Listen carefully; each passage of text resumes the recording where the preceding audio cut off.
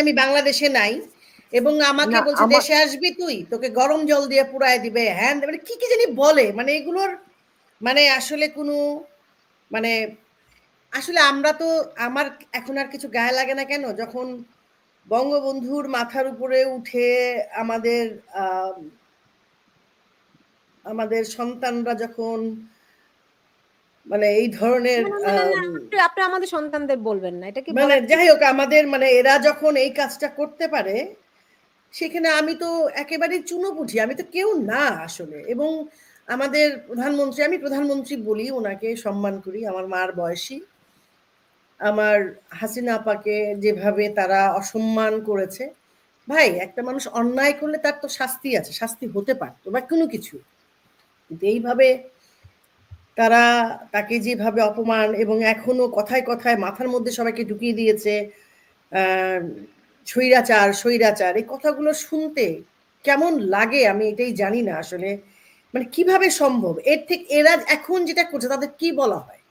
এবং আমরা জানি ডক্টর ইউনূস একজন শিক্ষিত মানুষ, উনি ডক্টরেট, উনি নোবেল লরিয়েট, হোয়াট এভার, কিন্তু ওনার মুখে একদিনও শুনলাম না যে স্টুডেন্ট তোমরা আসো, ইউনিভার্সিটি কলেজে আসো, যা হয়েছে হয়েছে, তোমরা, তা না, উনি আরো উস্কাচ্ছে বসে বসে।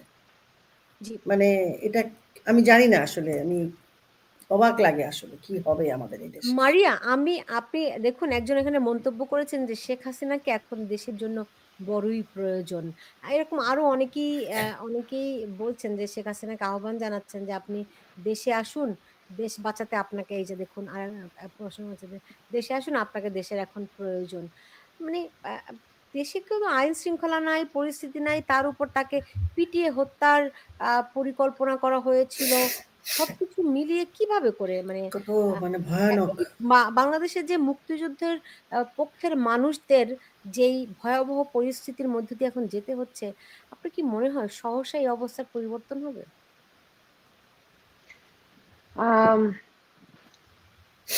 যে পরিস্থিতি এখন যাচ্ছে আপু, আমি আরো একটা শো করে কিছুক্ষণ আগে কিন্তু তারপরে আপনাদের শোতে ঢুকলাম, সেখানেও একই রকম প্রশ্ন আমার কাছে এসেছে যে আমার অনুভূতি কি, এই পরিস্থিতিটা দেখে আমি কি ভাবছি। আমি ওখানেও আমি এই কথাটাই বলেছিলাম, এটা এখানেও বলবো। আমি তো আমার বয়সী যারা রয়েছে আমার মতো মানুষ, আমরা ৭১-কে দেখতে পাইনি, কিন্তু আমরা ৭১-কে আমাদের মা বাবা, আমাদের নানা দাদা, চাচা খালা, এদের মুখে আমরা, তাদের চোখে আমরা ৭১-কে দেখে এসেছি, শিখে এসেছি। কিন্তু যারা আমরা ৭১-কে দেখতে পাইনি, হয়তোবা আমাদেরকে আবার পুনরায় ৭১ দেখানোর জন্য এই পুনরায় ৭১-এর পুনরাবৃত্তি হচ্ছে।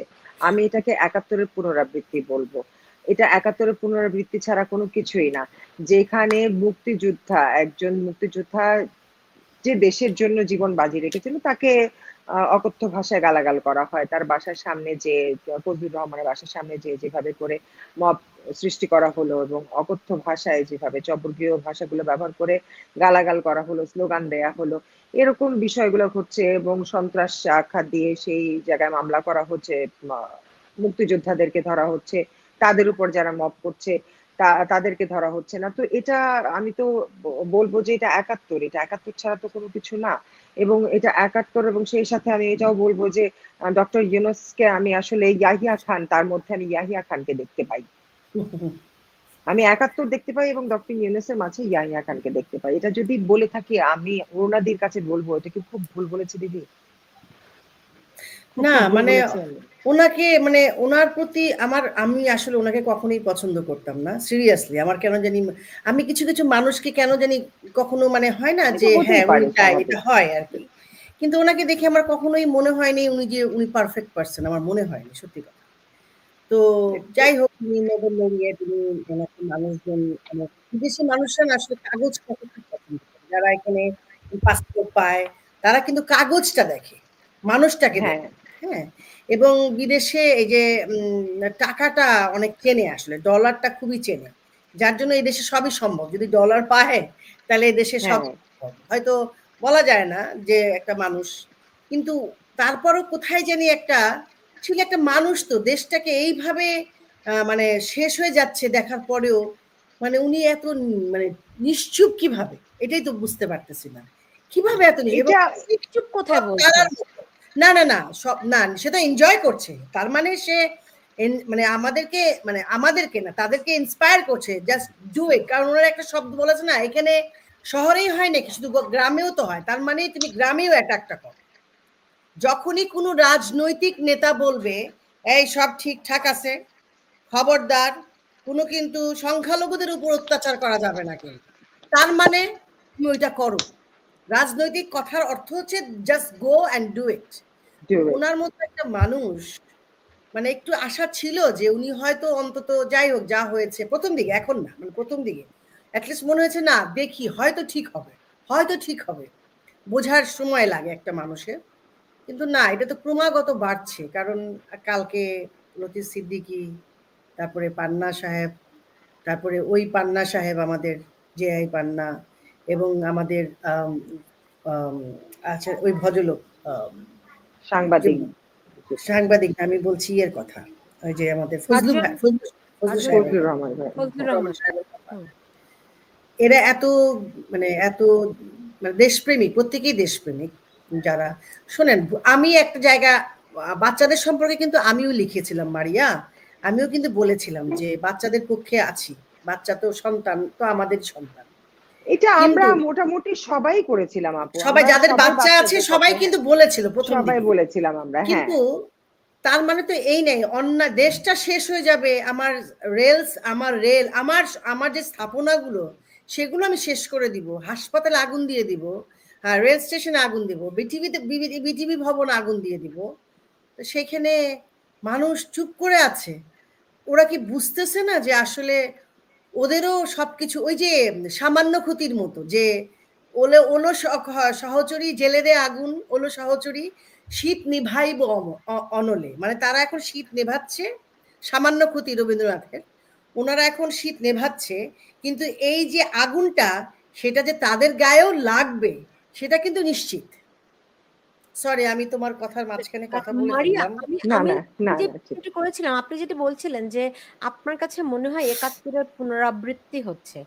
আমি এভাবে বলি না, আমি বলি যে ৭১-এর অমীমাংসিত ২য় পর্যায়ে হয়তো চলছে, তাই না? হ্যাঁ, মানে মানে সেকেন্ড সিজন, আমরা যদি বলে থাকি যে ওয়েব সিরিজ দেখি রাইট। না আমরা, যে first season, second season, third season, so this is the second season of 71।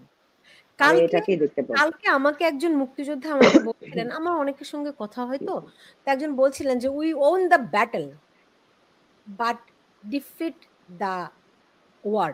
মানে আমরা ৭১-এর ব্যাটলটা আমরা জিতেছি, কিন্তু আমরা We পুরো couldn't defeat the war. পরাজিত হয়েছি। এখন একদমই সেটি তাই, চলছে। একদমই আসলে তাই। কি আমরা True. বাঙালি জাতি পরাজিত হয়ে যাব? আমার মনে হয় না আপু। আমি এখনো পর্যন্ত বাঙালিতে বিশ্বাস করি। আমি এখনো পর্যন্ত বাঙালির সেই মুক্তিযুদ্ধের আদর্শ, সে বাঙালির রক্ত গরম করা বাঙালিকে আমি এখনো বিশ্বাস করি, যে বাঙালিরা শেখ মুজিবের সেই ভাষণ, ৭ই মার্চের ভাষণকে এখনো পর্যন্ত ধারণ করে। এই বাঙালিরা আছে, আমাদের মাঝে আছে, এবং কোটি কোটি মানুষের মাঝে সেই বাঙালিরা এখনো বেঁচে আছে। বাঙালি একটা জাতি আপু, যারা কিনা লম্বা সময় ধরে দাবিত হয়, ধৈর্য সহ্যের ক্ষমতা অনেক বেশি, লম্বা সময় ধরে অত্যাচারিত এবং দাবিত হয়, কিন্তু যখন তারা মাথা চাড়া দিয়ে ওঠে, যখন তারা বলে এনাফ ইজ এনাফ, তখন কিন্তু আর কোনো কিছু দেখে না। তখন কিন্তু ওই বঙ্গবন্ধুর কথাই মাথায় চলে আসে, যার যা আছে তাই নিয়ে প্রস্তুত থাকো। আর ৭১-এ যেভাবে নেমেছিল, যার যা কিছু ছিল, মানে ছুরি, কাছি, বল্লম, মানে শাবল, যা পেয়েছিল সেভাবে করেই নেমে পড়ে। তো বাঙালি এখনো পর্যন্ত সেই বাঙালি আছে, ঘুমন্তর আছে। এরা যেদিন জাগ্রত হবে, যেদিন গর্জে উঠবে, সেদিন সেই পরাজিত শক্তির উফ, পরাজয় আবারও হবে। আমার এই বিশ্বাসটা আছে, আমি আশা ইয়া রাখি এখনো পর্যন্ত।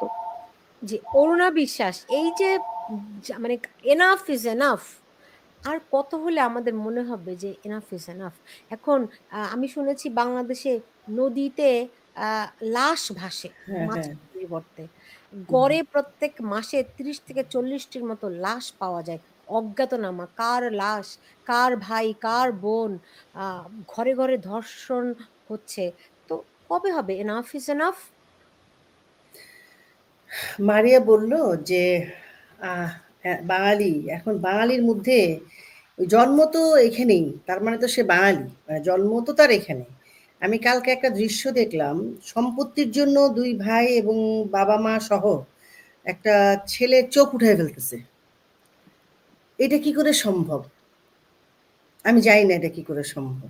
এবং হাসতে হাসতে তারা ওই যে কি জানি বলে, শাবল না কি দিয়ে মারতেছে, একজন একজনের হাত কেটে ফেলতেছে, ছুরি দিয়ে এরকম করে খোঁচাচ্ছে। দেখা যায় না, মানে আমরা সাধারণ মানুষ এটা দেখতে পারি না। আমার আমার ছেলে আমাকে প্রায়ই বলে যে, তুমি এই দেশে তোমার জন্ম, এই দেশে তুমি জন্ম নিয়েছো, এরা এরকম করে এইভাবে, মানে আসলে এই দেশের বাচ্চারা যতই বলি এরা তো এইসব দেখতে পারে না। তার মানে কি এখানে ক্রাইম হয় না? ক্রাইম হয়, এখানে কিন্তু বিচারও হয়। আমাদের দেশে তো বিচারই নাই।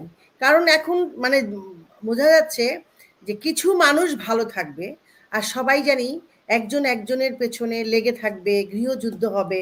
না হলে আগে তো অনেক মানুষকে আমরা চিনতাম যে এইটা ক্রাইম করে এসছে বা ক্রাইম করেছে, কারো বাড়িতে কারো বাসায় এইভাবে আক্রমণ আমি তো দেখি নাই ভাই। ঘরে ঢুকে যাচ্ছে মানুষ, ঢুকে যে সব নিয়ে নিচ্ছে। এটা কি ধরনের ভাই দেশ এটা? কি এটা কি মানে? আর এত লোভী কেন আমাদের দেশের মানুষ? এত লোভী কেন? আমার আরেকজনের জিনিসের প্রতি আমার তো লোভ হবে কেন? আরেকজনের বিছানায় যে আমার শুতে হবে কেন? আরেকজনের খাবার আমাকে ছিনিয়ে এনে খেতে হবে কেন? আমরা তো সেই অভাবী দেশ ছিলাম না। ৫ই আগস্টের আগে তো আমাদের দেশের মানুষ তো সেই অভাবী ছিল না। আমরা জানি যে আগে বস্তির মানুষদেরকে বলতে শুনতাম যে গরুর মাংস খেতে পায় না। কিন্তু আমরা কিন্তু এখন দেখি, মানে আমরা মানে হাসিনা আপার সময় দেখেছি অনেকেই বলে আমরা কিন্তু গরুর মাংস খাই, সপ্তাহে ২ দিন খেতে পারে, মাছ খেতে পারে। এবং প্রত্যেকেরই রিক্সা চালায়, তারা যে ইনকাম করে বা তার ওয়াইফ একটা বাসায় কাজ করে যে ৮,০০০, ১০,০০০, ১৫,০০০ টাকা পর্যন্ত তারা যে স্যালারি ড্র করেছে। আমি গুলশান বরেনের কথা বলছি না, আমি ধানমন্ডি বা অন্যান্য উত্তরার এলাকায়, হ্যাঁ। কথা বলছি। মানে আমি যেটা দিয়েছি ৮,০০০, ১০,০০০, ১২,০০০ তাদেরকে দেখেছি। তার মানে কি? এখন তো আমি বাংলাদেশে থাকতাম, আমি তো নিজেই ৮,০০০ টাকা আমার ইনকাম নাই, তো আমি দিব কোত্থেকে?